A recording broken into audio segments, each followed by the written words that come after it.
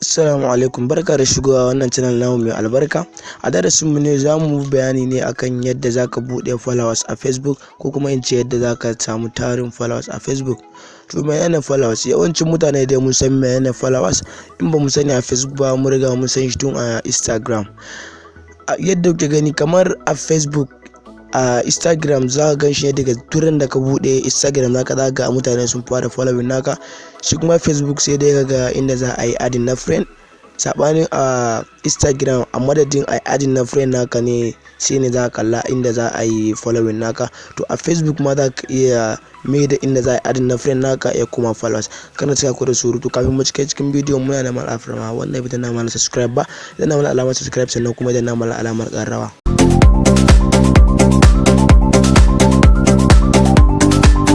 Barka da dawowa.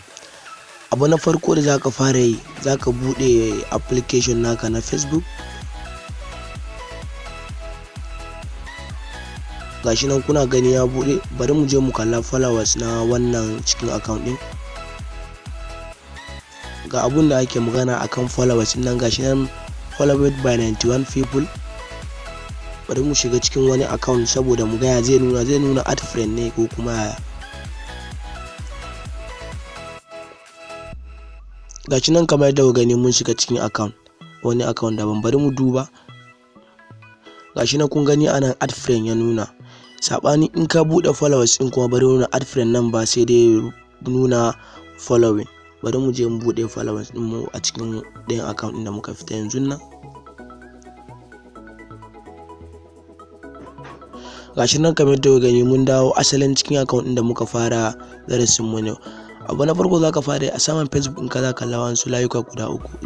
In ka ja akwai za ga ina ka rubuta settings. Gashi nan in ka danna shi zai rubuta ma rubutuwa kamar haka, sai ka tsaya ka kula da kyau. Akwai in za ga an rubuta privacy setting, za ka taba shi.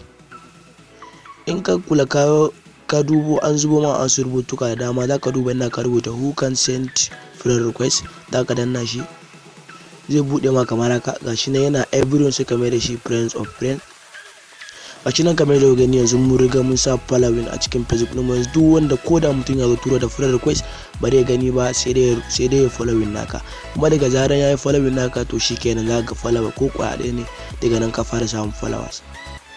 Gashi nan bari mu je mu duba asalin account din da muka ma follow, wanda za mu duba followers din wannan account din a ciki.